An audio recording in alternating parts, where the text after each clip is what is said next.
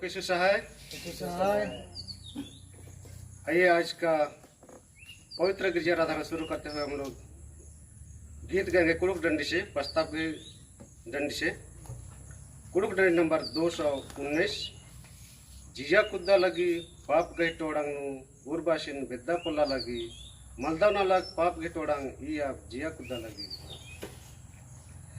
जिया कुद्दा लगी पाप गई टोड़ंग उर्बाशिन बेद्दा पोला लगी। जिया कुद्दा लगी पाप गई टोड़ंग उर्बाशिन बेद्दा पोला लगी। मालदा नालक पाप गई टोड़ा रे मालदा नालक पाप गई टोड़ा जिया कुद लगे जिया कुद लगे पाप गई टोड़ा और बासन बेदा पोला लागे। केस खोपना ना धराया लपेटना हरे है केस खोपना ना धराया लपेटना जिया कुद लागे जिया कुद लागे पाप गए टोड़ंग और बासन बेदा पोला लागे। आयो बबन हेड़ना दारा साधना हरे है आयो बबन हेड़ना दारा साधना जिया कुद लागे जिया कुद लागे पाप गए टोड़ंग बासन बेदा पोला लागे। जिया यर में पापा गया मैं होए अरे है जिया यर में पापा गया मैं होले नील यर बासन बेदायो जिया कुद लागे पाप गए टोड़ंग और बासन बेदा पोला लागे। भला जिया कुद लागे पाप गए टोड़ंग और बासन बेदा पोला लागे। मंडली उठे। परमेश्वर पिता और पुत्र आत्मा के नाम से आमीन। हमारे साथ ईश्वर के नाम से है जिसने स्वर्ग और पृथ्वी को सिरजा।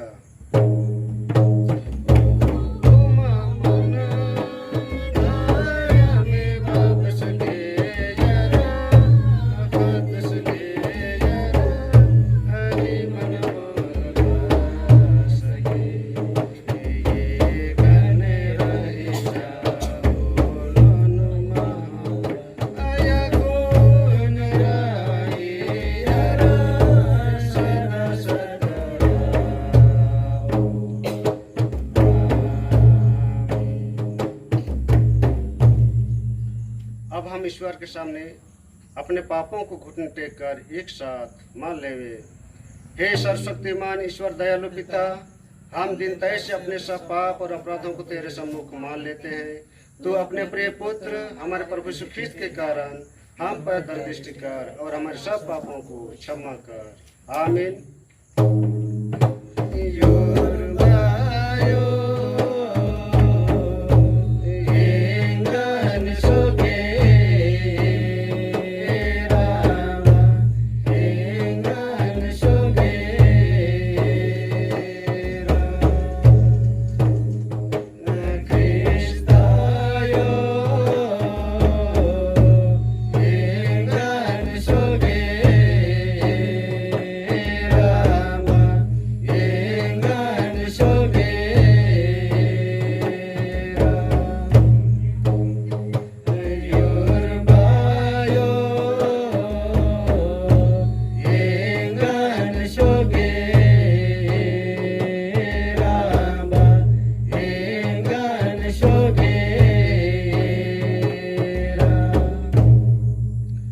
चाहे पहाड़ हट जाए और पहाड़ियाँ टल जाए, तो भी मेरी करुणा तुझ पर से कभी न हटेगी और मेरी शांतिदायक वाचा न टलेगी।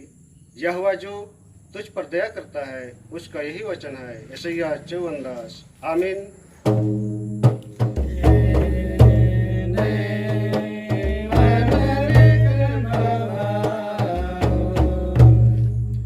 मंडली उठे, सबसे ऊंचे स्थान में ईश्वर का गुणानुवाद होए।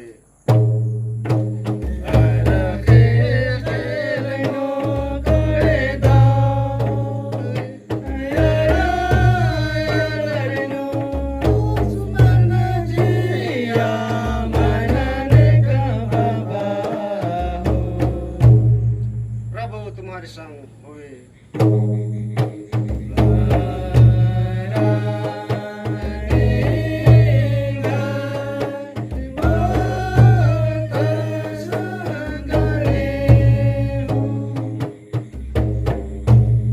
हम प्रार्थना करें।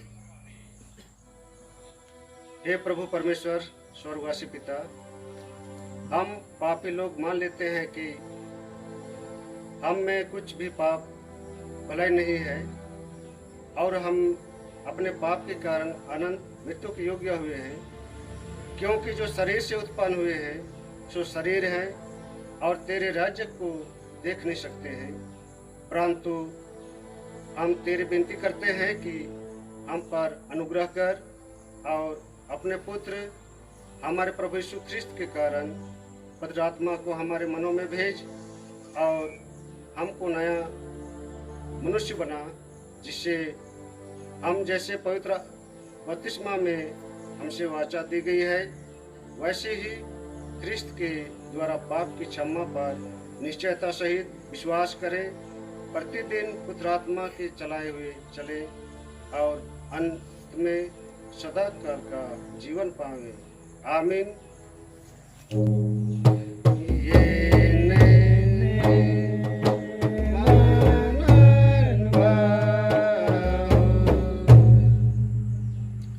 आज का पवित्र पाठ वचन को हम देखेंगे, वह हमें मिलता है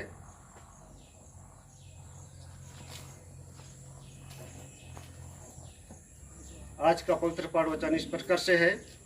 पहला पाठ वचन लूका रचित सुसमाचार 6 अध्याय 36 पद से 42 पद तक। लूका रचित सुसमाचार 6 अध्याय 36 पद से आगे 42 पद तक। और दूसरा पाठ वचन है पुराने नियम से यशायाह भविष्यवक्ता की किताब 65 अध्याय 17 पद से 25 पद तक। यशायाह 65 अध्याय 17 पद से 25 पद तक। पहला पाठ वचन भाइयों की ओर से और दूसरा पाठ वचन बहनों की ओर से। आज का पहला पाठ वचन है लूका 6:36 से 42। उसमें ऐसा लिखा हुआ है, जैसा तुम्हारा पिता दयावंत है वैसे ही तुम भी दयावंत बनो। दोष मत लगाओ तो तुम पर भी दोष नहीं लगाया जाएगा, दोषी ना ठहराओ तो तुम भी दोषी नहीं ठहराए जाओगे। क्षमा करो तो तुम्हें भी क्षमा किया जाएगा, दिया करो तो तुम्हें भी दिया जाएगा। लोग पूरा नाप दबा दबा कर और हिला हिला कर और उभरता हुआ तुम्हारी गोद में डालेंगे, क्योंकि जिस नाप से तुम नापते हो उसी से तुम्हारे लिए भी नापा जाएगा। फिर उसने उनसे एक दृष्टांत कहा, क्या अंधा अंधे को मार्ग बता सकता है? क्या दोनों गड्ढे में नहीं गिरेंगे? चेला अपने गुरु से बड़ा नहीं, परंतु जो कोई सिद्ध होगा वह अपने गुरु के समान होगा। तू अपने भाई की आँख के तिनके को क्यों देखता है और अपनी ही आँख का लट्ठा तुझे नहीं सूझता? जब तू अपनी ही आँख का लट्ठा नहीं देखता तो अपने भाई से कैसे कह सकता है, हे भाई ठहर जा, तेरी आँख से तिनके को निकाल दूं? हे कपटी, पहले अपनी आँख से लट्ठा निकाल, तब जो तिनका तेरे भाई की आँख में है उसे भली भांति देखकर निकाल सकेगा। यहाँ तक। आमीन। आज का दूसरा पाठ वचन है यशायाह 65:17 से 25। उसमें ऐसा लिखा हुआ है, क्योंकि देखो मैं नया आकाश और नई पृथ्वी उत्पन्न करने पर हूँ, और पहली बातें स्मरण न रहेगी और सोच विचार में भी न आएंगी। इसलिए जो मैं उत्पन्न करने पर हूँ उसके कारण तुम हर्षित हो और सदा सर्वदा मगन रहो, क्योंकि देखो मैं यरूशलेम को मगन और उसकी प्रजा को आनंदित बनाऊंगा। मैं आप यरूशलेम के कारण मगन और अपनी प्रजा के हेतु हर्षित होऊंगा। उसमें फिर रोने व चिल्लाने का शब्द न सुनाई पड़ेगा। उसमें फिर न तो थोड़े दिन का बच्चा और न ऐसा बूढ़ा जाता रहेगा जिसने अपनी आयु पूरी न की हो, क्योंकि जो लड़कपन में मरने वाला है वह 100 वर्ष का होकर मरेगा, परंतु पापी 100 वर्ष का होकर श्रापित ठहरेगा। वे घर बनाकर उनमें बसेंगे, वे दाख की बारियां लगाकर उनका फल खाएंगे। ऐसा नहीं होगा कि वे बनाएं और दूसरा बसे, व वे लगाएं और दूसरा खाए, क्योंकि मेरी प्रजा की आयु वृक्षों की सी होगी और मेरे चुने हुए अपने कामों का पूरा लाभ उठाएंगे। उनका परिश्रम व्यर्थ न होगा, न उनके बालक घबराहट के लिए उत्पन्न होंगे, क्योंकि वे यहोवा के धन्य लोगों का वंश ठहरेंगे और उनके बाल बच्चे उनसे अलग न होंगे। उनके पुकारने से पहले ही मैं उनको उत्तर दूंगा और उनके मांगते ही मैं उनकी सुन लूंगा। भेड़िया और मेमना एक संग चरा करेंगे और सिंह बैल की नाई भूसा खाएगा और सर्प का आहार मिट्टी ही रहेगा। मेरे सारे पवित्र पर्वत पर न तो कोई किसी को दुख देगा और न कोई किसी की हानि करेगा। यहोवा का यही वचन है। यहाँ तक आमीन। आमीन। वचन पढ़ने हमारे भाई बहनों को बहुत बहुत धन्यवाद। तेरा धन्यवाद हुए हे ख्रिस्त यीशु। हालेलुया।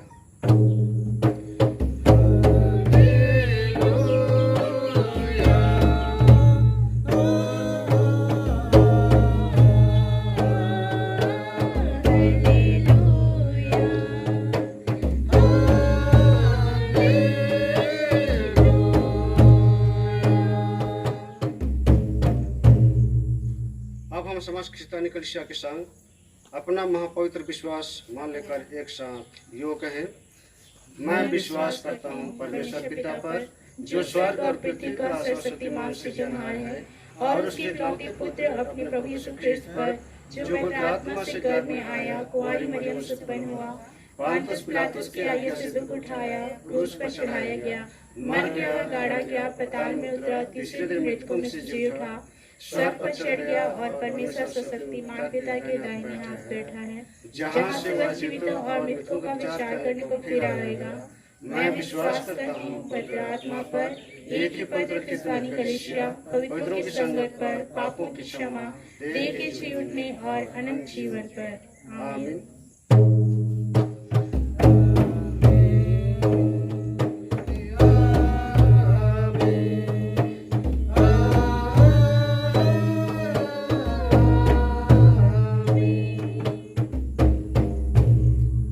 बैठे।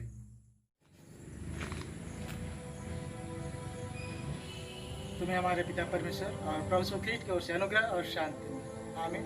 आइए हम प्रार्थना करें। झील से हमारे पिता परमेश्वर, हम तो सारे मन से धन्यवाद देते हैं आपकी दया अनुग्रह कृपा के लिए, क्योंकि हम इस योग्य नहीं थे कि आज के इस पवित्र दिन को देख सके। तेरी दया है कि आज हम सप्ताह भर के जीवन को बेड़ा पार करके हम इस पवित्र दिन को देख पाए और आपकी महिमा के लिए उपस्थित किए जाए। धन्यवाद पिता परमेश्वर, हम हरे के दिन आबादी को ग्रहण कर, और हम अपने अपने गुनाहों के लिए क्षमा चाहते हैं। हर एक के गुनाहों को क्षमा कर और इस पवित्र बेला में आपके महिमा के लिए आपके पवित्र वचनों को सुनना और मनन करना चाहते हैं, और हम हर एक आपके हाथ में अर्पित किए जाते हैं। आप हम श्रोताओं के साथ होले और वक्ताओं के साथ होकर के इस पवित्र बेला में आपके जीवित वचनों को बता सकूं और श्रोता उसे सुन सके, और उस वचनों के आधार पर हमारे जीवन को तेरी महिमा की ओर हम संवार सकें। पिता परमेश्वर सहायता रखवाए क्या कि इस पवित्र बेला में यह वचन हर एक के लिए आशीष का कारण है। प्रार्थना ईश्वर के नाम से सुन स्वयं के राज में ग्रहण कर। आज के लिए पत्र पाठ वचन जो उपदेश के लिए ठहराया गया है उसको हम लोग देखेंगे। वो हमें मिलता है पौलुस प्रेरित की पत्री में से, रोमियो के नाम 8 अध्याय, पौलुस प्रेरित की पत्री रोमी उसका 8 अध्याय 18 से 25 पद तक। रोमी अध्याय 8 उसका 18 से 25 पद, उसमें इस तरह से है, क्योंकि मैं समझता हूँ कि इस समय के दुख और क्लेश उस महिमा के सामने जो हम पर प्रकट होने वाली है कुछ भी नहीं है। क्योंकि सृष्टि बड़ी आशा भरी दृष्टि से परमेश्वर के पुत्रों के प्रकट होने की बाट जो रही है। क्योंकि सृष्टि अपनी इच्छा से नहीं पर अधीन करने वाले की ओर से व्यर्थता के अधीन इस आशा से की गई कि सृष्टि भी आप ही विनाश के दासत्व से छुटकारा पाकर परमेश्वर के संतानों की महिमा की स्वतंत्रता प्राप्त करेगी। क्योंकि हम जानते हैं कि सारी सृष्टि अब तक मिलकर कराती और पीड़ाओं में पड़ी तड़पती है, और केवल वही नहीं पर हम भी जिनके पास आत्मा का पहला फल है आप भी अपने में कराहते हैं और लेपालक होने की अर्थात अपनी देह के छुटकारे की बाट जोते हैं। इस आशा के द्वारा हमारा उद्धार हुआ है। परंतु जिस वस्तु की आशा की जाती है जब वह देखने में आए तो फिर आशा कहाँ रही, क्योंकि जिस वस्तु को कोई देख रहा है उसकी आशा क्या करेगा। परंतु जिस वस्तु को हम नहीं देखते यदि उसकी आशा रखते हैं तो धीरज से उसकी बाट जोते भी हैं। यहाँ तक आमीन। मसीह प्रियो, आज किस पत्र पाठ वचन के आधार पर हम इन वचनों का हम समझने का प्रयास करें। तो हमें पौलुस अपने रोमी कलीसिया के लिए, रोमियों के नाम, उन्होंने एक चिट्ठी पत्री के द्वारा दर्शाया है। इसमें हम मनुष्यों की जो आशा है उस महिमा के दिन को देखने की, और आज के जो बुरे परिस्थिति हैं, संकट की घड़ी है, इसके संबंध में हमें पौलुस समझाने का प्रयास किए हैं। तो हम इसको इन वचनों को थोड़ा मनन करें। इसमें सारी सृष्टि दुखों से छुटकारा पाना चाहती है। क्या मनुष्य, क्या पशु, क्या प्रकृति, सभी कष्टों से जूझ रहे हैं, और उसमें हम मनुष्य भी यीशु के पुनरागमन के द्वारा जो हम महिमा में प्रवेश करने की आशा की बाट जो रहे हैं। तो आज हम तो आत्मा, हम मनुष्यों में अपनी आत्मा परमेश्वर ने दिए हैं, पर यहाँ सारी सृष्टि जो पेड़ पौधे पशु पक्षी हैं सभी आज दुखों से करा रही है। और यही दुख आज हम इस माहौल में, महामारी या देश विदेश में युद्ध को देखते हैं, लड़ाइयों को देखते हैं, समाज में, देश में, परिवार में, और यह प्राकृतिक भी इस आपदा से किनारे नहीं है, पर सभी प्राकृतिक आज इस कष्टों से छुटकारा पाना चाहती है।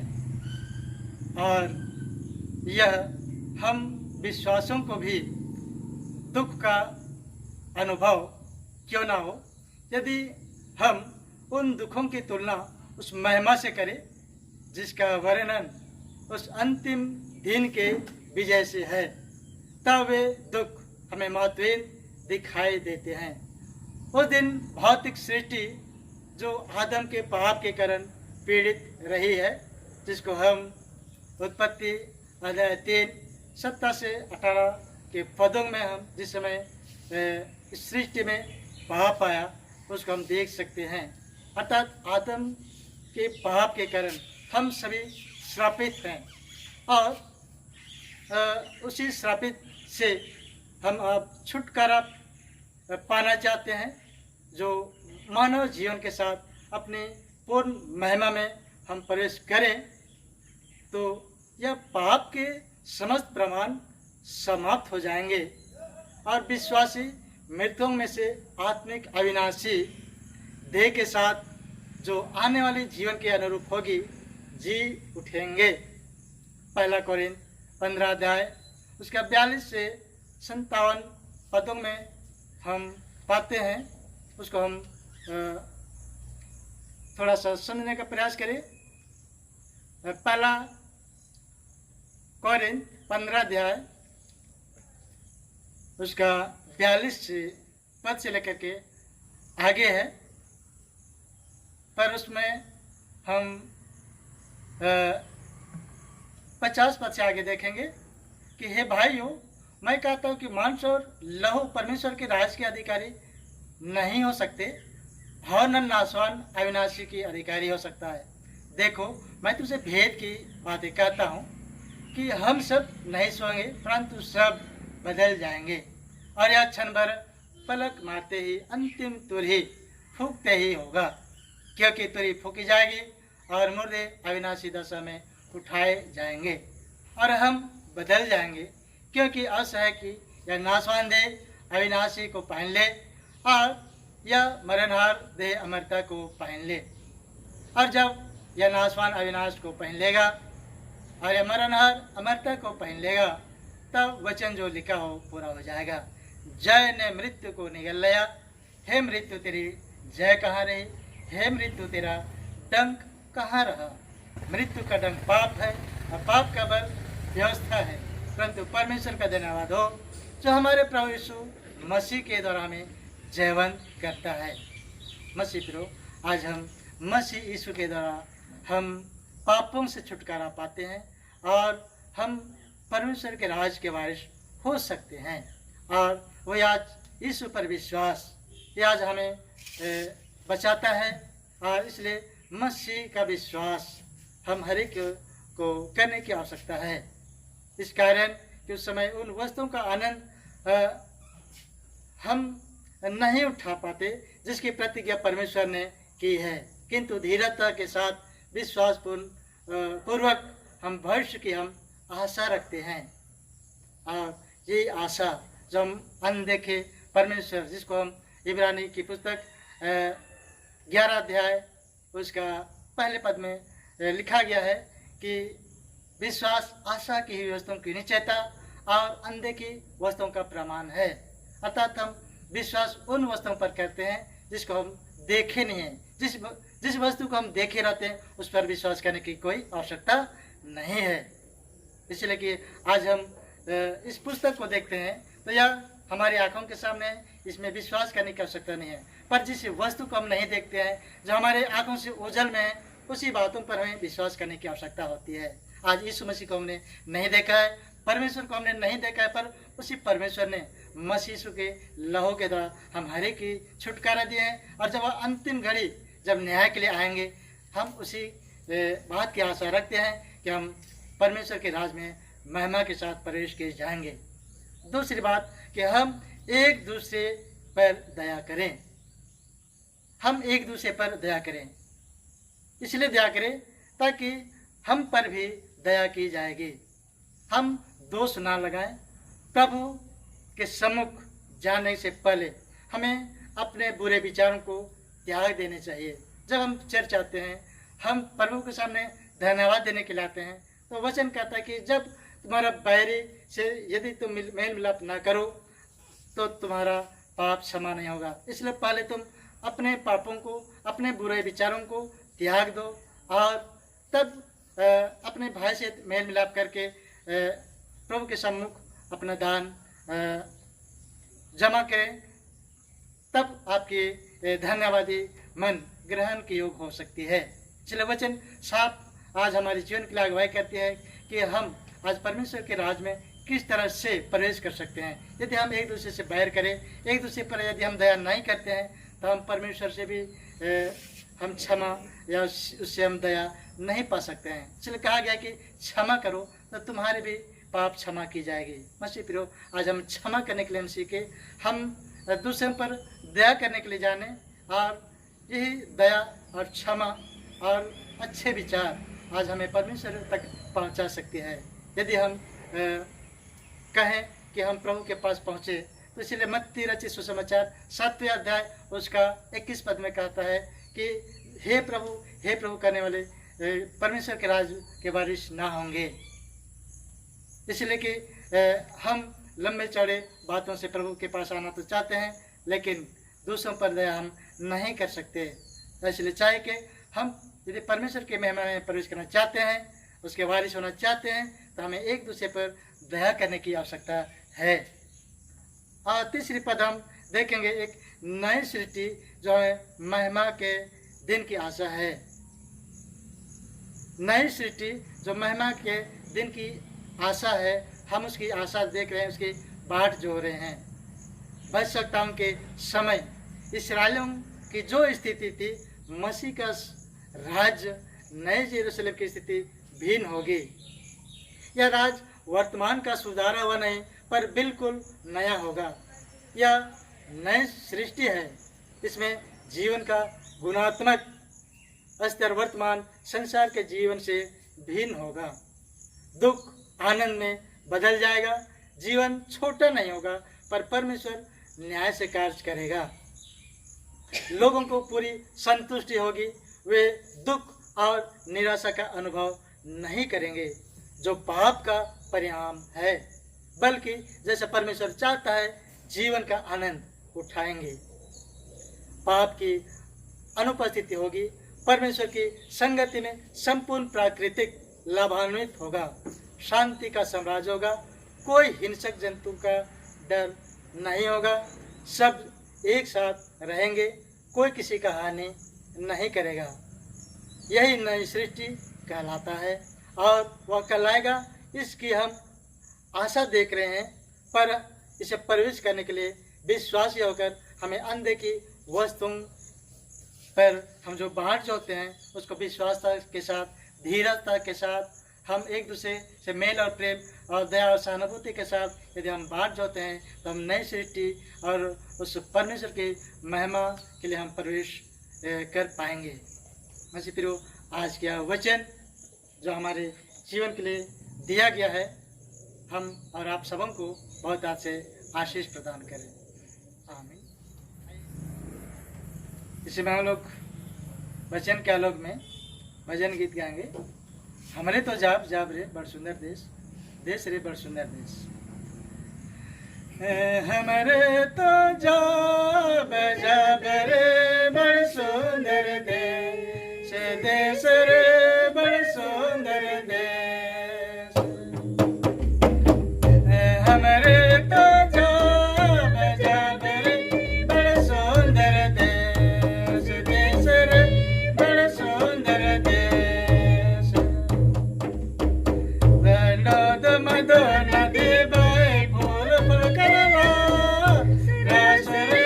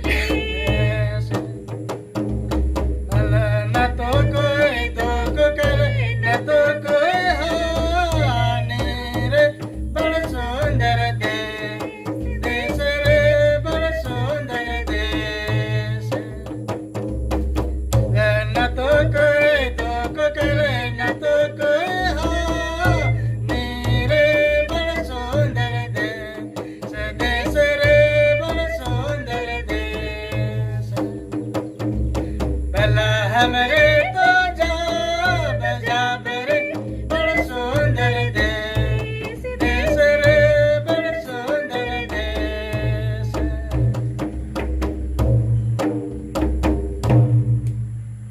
आज यह गीत भी हमारे जीवन के लिए एक प्रेरणा देती है कि सचमुच कि देश की ओर हम देखते हैं, स्वर्गीय देश की ओर, वहाँ जाने से कोई दुख नहीं है, वहाँ कोई हिंसक जंतु नहीं है, कोई हिंसक जानवर नहीं है, सभी एक साथ चरा करेंगे, एक साथ हमारा रहना होगा, एक साथ उठना बैठना होगा, कोई किसी का हानि नहीं करेगा। और इसलिए हम उसी देश की ये बाहर जो रहे हैं जहाँ हमारे जीवन के लिए किसी के लिए ना दुख है ना पीड़ा होगी, पर वहाँ सुख और शांति होगा। और उसी की आज हम बात जो होता है, जो हम हर एक की मनुष्य के लिए प्रभु यीशु मसीह के द्वारा वो प्राप्त होने वाली है, जिसको परमेश्वर के उस वचनों को हम देखते हैं।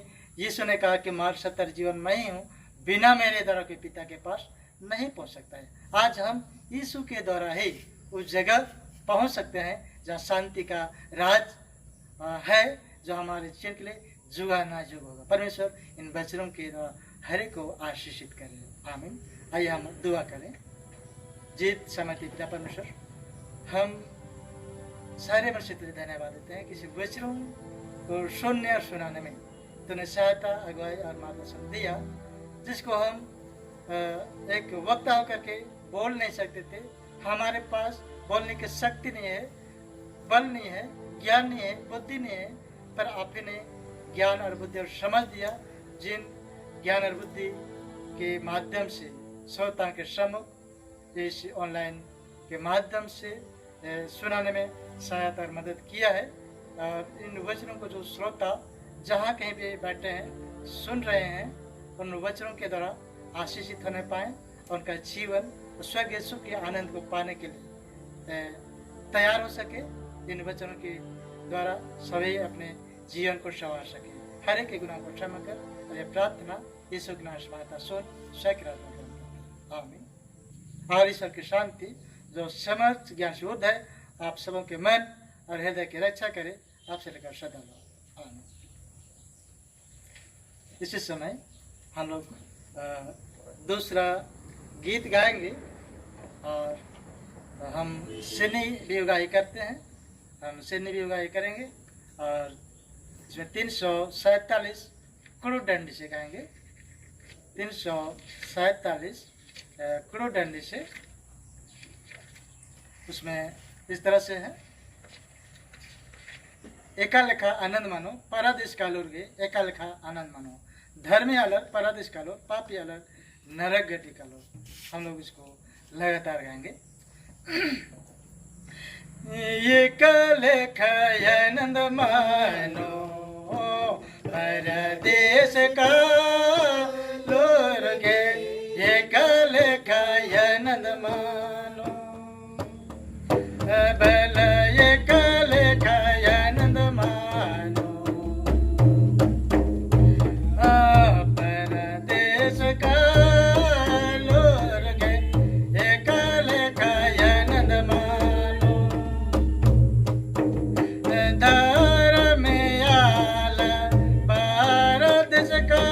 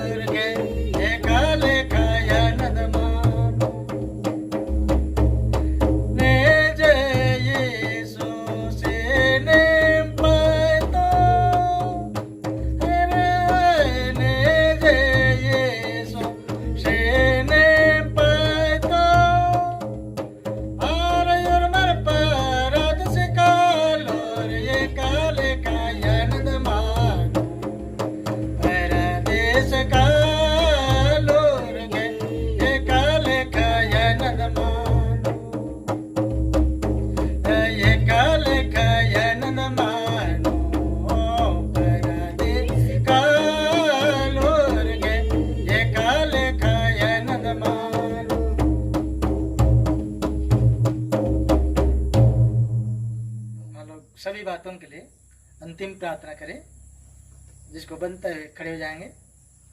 हम प्रार्थना करेंगे। हे प्रभु परमेश्वर स्वर्गवासी पिता, हम तेरी विनती करते हैं कि अपने क्रिस्तानी कलीसिया और इसके सारे सेवकों की अगुवाई कर के तेरे वचन के निर्मल उपदेश में ठहरे, जिससे सत विश्वास और प्रेम हमें बढ़े और बढ़ाया जावे।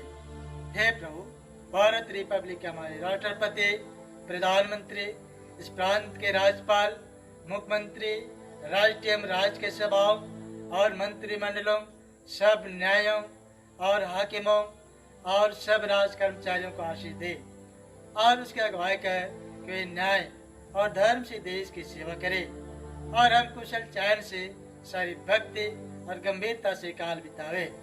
हमारे कलीसिया के बिशप, कलीसिया के पदाधिकारियों तथा सभी कार्यकर्ताओं एवं कलीसियाई सभाओं को आशीष दे कि वे इस मंडली को तेरे पाद इच्छा के अनुसार चलावे। जगत की लुथेरान कलीसिया और विदेश के हमारे मित्रों को आशीष दे कि हम ख्रिस्त प्रेम और सहयोग में आगे बढ़े और जगत में तेरी साक्षी के लिए अधिक सामर्थ पावे।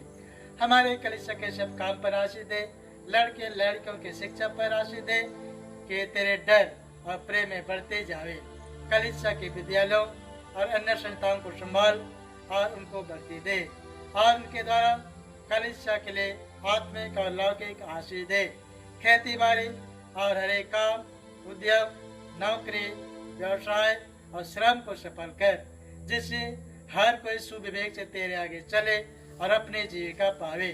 अपनी कृपा से उन सबों पर दृष्टि कर जो कंगालपन, रोग और नाना प्रकार की शकैती और दुख में है, उनको शांति दे। कलीसिया के अधीन संचालित मिशनरी सेवा सहभागिता के कामों पर आशीष दे। सभी मिशनरियों को पवित्र आत्मा से अभिषेक कर कि वे निर्भय होकर निष्ठा पूर्वक अपने कार्यों को कर सके। सुसमाचार के कार्यों में बाधा एवं विरोधी तत्वों को दूर कर दे, ताकि जहाँ मंगल सुसमाचार नहीं पहुँचा है वहाँ पहुँचाया जा सके। इस समय हम विभिन्न प्रकार के देश में मुसीबतें हैं, समस्याएं हैं, कठिनाइयां हैं, महामारियां हैं, बहुत सारे युद्ध चल रहे हैं। उन समस्त बुरे परिस्थिति को तेरे हाथ अर्पित करता हूँ, ताकि हम उन तमाम बुरे परिस्थितियों से हम बचे और तेरे महिमा कर सके। इसलिए कि समय एक महाविपत्ति, एक कोरोना वायरस के द्वारा सारी संसार कर आ रही है और उसी महामारी के द्वारा बहुत सारे इस जगत से विदा भी हो गए। पर पिता परमेश्वर तू सामर्थ्य है, पराक्रमी है, सारे सृष्टि की रचना तूने किया है।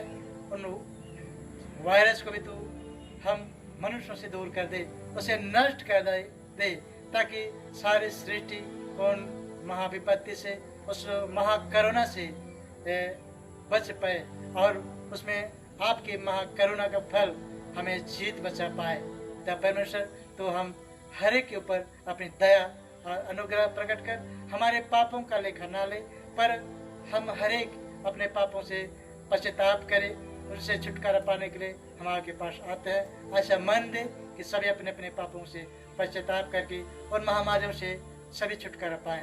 और इसी तरह पूरे विश्व में इस समय एक विश्व युद्ध की स्थिति पैदा हो गई है। उन तमाम लड़ाइयों से भी हमें निजात और छुटकारा प्रदान कर कि हम उन देश, एक देश दूसरे देश के ऊपर चढ़ाई करने चाहती है और उस बड़े बड़े हथियारों से एक दूसरे को नष्ट करना चाहती है। पर तूने मनुष्य को अपने महिमा के निमित्त बनाया, पर आज मनुष्य एक दूसरे के प्राण की खोजे हैं। पिता परमेश्वर तो सारे मनुष्य पर अपनी दया अनुग्रह को प्रदान किया है, इसलिए इसी प्रकार के युद्धों से, लड़ाइयों से भी तो हमें छुटकारा प्रदान कर। उन तमाम नष्ट करने वाले हथियारों को तो अपने हाथों में ले और उसके सारे गुण को तो हमारे बीच से हटा दे कि वह हानि करने वाले हथियार हमारे ऊपर कार्य करने न पाए और सारे देश शांति को स्थापित कर सके।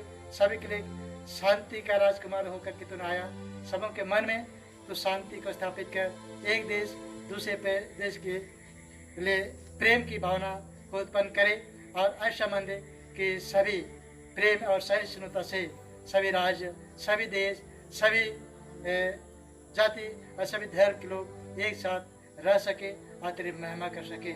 ऐसा मन दे कि हम इस संसार में हम एक साथ रह करके सारी दुनिया के लोग तेरे महिमा के लिए जीवन व्यतीत कर पाए, क्योंकि तू मनुष्य को अपने महिमा के निमित्त बनाया और तू चाहता है कि सभी कोई बचाए जाए, क्योंकि तू कहता है कि हे पापियों, तू क्यों मरो, अपने पापों से फिरो और प्रसन्नता के योग अपने आचरण को बनाओ और इस संसार में जीवित रहो। पिता परमेश्वर, पर आज हम अज्ञानी होकर के इस संसार में जीते हैं और अपने जीवन को नष्ट करना चाहते हैं, एक दूसरे के लिए नष्ट का कारण बनना चाहते हैं। पर तो अपने वचन में कहते हैं कि दया करो तो तुम पर भी दया की जाएगी। हर एक के मन में इस दया की भावना को तो जागृत कर कि सभी एक दूसरे के लिए दया कर सके। ऐसा मन दे कि सभी कोई एक दूसरे पर दया और सहिष्णुता के द्वारा जीवन व्यतीत करे और संसार में जीत पाया जाए। पिता परमेश्वर, और इस समय हम हमारी कलीसिया के सब भाई बहनों को तेरे हाथ में अर्पित करता हूँ, उनकी रक्षा कर। और जो दूसरे जगहों, हम दूसरे देशों में चले गए हैं, वे सब जोखिम और परीक्षाओं में विश्वासी ठहरे। और इस समय हम जितने भी दान के रूप में आपको भेंट अर्पित करते हैं, सारी दानों को तो ग्रहण कर और इस खत्ते से निकालते हैं, उस खत्ते की भरा पूरा रख, ताकि उसे फिर से आपको धन्यवाद भी भेंट अर्पित कर सके और इन दानों के द्वारा आपका महिमा का काम हो सके। और इसमें आप ही के दिए आशीष के द्वारा हम इसको भेंट अर्पित करते हैं, इसे तू ग्रहण कर। और हम उनके भी तेरी विनती करते हैं जो मंडली से निकाले गए और उलट हुए हैं, उन पर दया कर, वे सच्चे पश्चाताप से तेरे और फिरे। सब मनुष्यों को अपने ठहर और उन पर जो अंधेरे में बैठे हैं, मुक्ति का उजाला प्रकाश कर। हमको अपश्चाताप मृत्यु से बचा और अंत को अपने प्रिय पुत्र हमारे प्रभु खींच के द्वारा स्वर्गराज में ग्रहण कर। आमीन। हे हमारे पिता, तो जो स्वर्ग में है, तेरा नाम पवित्र किया जावे, तेरा राज्य आवे, तेरी इच्छा जैसे स्वर्ग में है वैसे पृथ्वी पर भी होवे।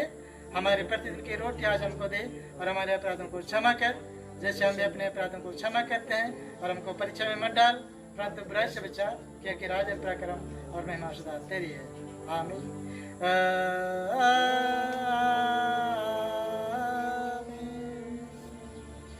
अब विश्वास और दीन में क्षेत्र की ईश्वर का आशीर्वाद ग्रहण करे। परमेश्वर तुझे आशीष दे और तेरी रक्षा करे। परमेश्वर अपने मुख का प्रकाश तुझ पर करे और तुझ पर अनुग्रह करे। परमेश्वर अपने मुख का प्रकाश तुझ पर करे और तुझे कुशल दे। आमीन। धर्म से गहे